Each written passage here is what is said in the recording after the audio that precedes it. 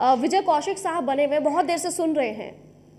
Sir जो कह रहे थे अभी देवेंद्र प्रमुख साहब, उनकी बातों को बहुत सुन रहे थे। हल्की सी मुस्कुराहट भी उनके चेहरे पर मैंने देखी। सर पहले तो मुस्कुराहट की वजह बता दीजिए, और दूसरा ये है कि कश्मीर को लेकर सालों से राग अलापा जाता है, चाहे वो कांग्रेस हो, चाहे वो बीजेपी हो, या फिर पड़ोसी मुल्क हो। कश्मीर को आखिर इतना, मैं कहूँ कि इतना ज़्यादा बढ़ाया क्यों जा रहा है? मतलब कश्मीर है, जैसे बाकी हमारे राज्य है वैसे ही कश्मीर है। कश्मीर को इतना ज़्यादा टारगेट क्यों किया जाता है? क्यों? कश्मीर में रहने वाले इंसान भी हमारी तरह हैं, जो दिल्ली में रहते हैं, नोएडा में रहते हैं, उत्तराखंड में रहते हैं, उत्तर प्रदेश में रहते हैं, राजस्थान में रहते हैं। हम लोग भी चाहते हैं कि खूबसूरत वादियों में हम भी जाएं, लेकिन डर लगता है। और ये डर आज का नहीं है सर, ये डर पहले भी था और डर अब भी है। मैं ये नहीं कह रही कि चीजें खत्म हो गई हैं, अब भी हो रही हैं। देखिए अंजलि जी, पहले तो मैं आपको मुस्कुराहट के बारे में बता दूं कि जब भाजपा प्रवक्ता ने ये कहा कि वहां पर हमले बिल्कुल खत्म हो गए हैं, ये हो गया वो हो गया, तो आपके पास गूगल है, गूगल पर भी आप सर्च करके देख सकते हैं।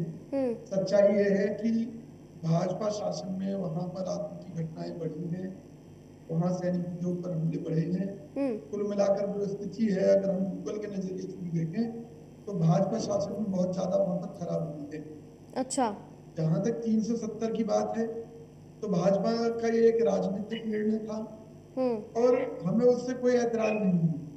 अगर देश के अंदर अमन चैन कायम होता है धारा 370 के हटने से, तो हमें स्वीकार है। हमने उस समय भी केवल इतना कहा था कि इसको लेकर कश्मीर की जनता से पूछा जाना चाहिए था। अगर उनसे पूछकर इस पर निर्णय ले लेते तो ज्यादा बेहतर होता, क्योंकि कश्मीर के लोग भी भारत के नागरिक हैं। अब जहां तक इन आतंकी घटनाओं की बात है, सर कश्मीर तो के लोगों को तो बरगलाने के लिए यासीन यासीन मलिक जैसे लोग बैठे हुए थे ना। देखिए फिर सरकार क्या कर रही है? जो कश्मीर घाटी है, ठीक है बोलिए। नहीं सुनिए ना, जो कश्मीर घाटी हो चाहे हरियाणा हो, अगर आतंकी कश्मीर घाटी में घुस रहे हैं तो हरियाणा में भी घुस सकते हैं। तो सवाल यह है कि सरकार की जो एजेंसियां हैं वो क्या करती हैं? अगर आप उसको नहीं रोक पा रहे तो आप कहिए ना कि जी हम विफल हैं बॉर्डर को सुरक्षा करने में, लेकिन वो कहेंगे क्यों? क्योंकि केवल राजनीति करनी है। मैं गैर राजनीतिक बात आपसे कर रहा हूँ कि देखिए कश्मीर के अंदर हम कहते हैं कि ये जो आतंकवाद है ये पाकिस्तान प्रायोजित है। अच्छा, अगर ये पाकिस्तान प्रायोजित है तो जो मोदी जी का दबदबा बताया जाता है कि इंटरनेशनल लेवल पर पूरी धाक उन्होंने जमा रखी है और अमेरिका भी उन पे कांपता है, रशिया भी हमारे कंट्रोल में है। जब सारे मुल्क कंट्रोल में हैं तो ये अदना से पिद्दी से पाकिस्तान को कंट्रोल क्यों नहीं कर पा रही मोदी सरकार? पहला सवाल। दूसरा सवाल ये है कि ये जो हालात जो हमें दिखाई दे रहे हैं, कहीं ना कहीं इसमें जो कश्मीर के मुसलमान हैं उनकी मिलीभगत मुझे दिखाई देती है। ठीक है। क्योंकि जब तक आतंकवादियों को लोकल स्तर पर शह ना हो, उन्हें संरक्षण ना हो, वो इस तरह की घटनाओं को अंजाम नहीं दे सकते। तो इसके बारे में मेरा ये मानना है कि ऐसी कौन सी भारत सरकार की नीतियां हैं, मोदी सरकार की नीतियां हैं जिसके चलते कश्मीर की आवाम आतंकवादियों की मदद कर रही है। और मैं आपके चैनल के माध्यम से कश्मीर के लोगों को एक संदेश देना चाहता हूँ, मुसलमान खासकर, कि भाई कश्मीरी भाइयों, जो कश्मीर के मुसलमान हैं वो केवल कश्मीर में ही नहीं बसे हुए, वो भारत सरकार की नौकरियां लेकर कोई दिल्ली में काम कर रहा है, कोई उत्तर प्रदेश में काम कर रहा है, कोई राजस्थान में, कोई मध्य प्रदेश में। मेरा ख्याल है कि लाखों परिवार कश्मीर के किसी न किसी कारण से दूसरे प्रदेशों से जुड़े हुए हैं। अगर वहां पर आप अपने संरक्षण से आतंकवादियों से ऐसी घटनाओं को अंजाम दिलाएंगे और खुदा न खास्ता दूसरे प्रदेशों के लोगों के दिमाग में भी यही बात हो गई कि अभी कश्मीरी मुसलमान उनके यहाँ क्यों रह रहा है, तो ये बिल्कुल भी अच्छा नहीं होगा, न कश्मीर के लोगों के लिए न देश के लिए।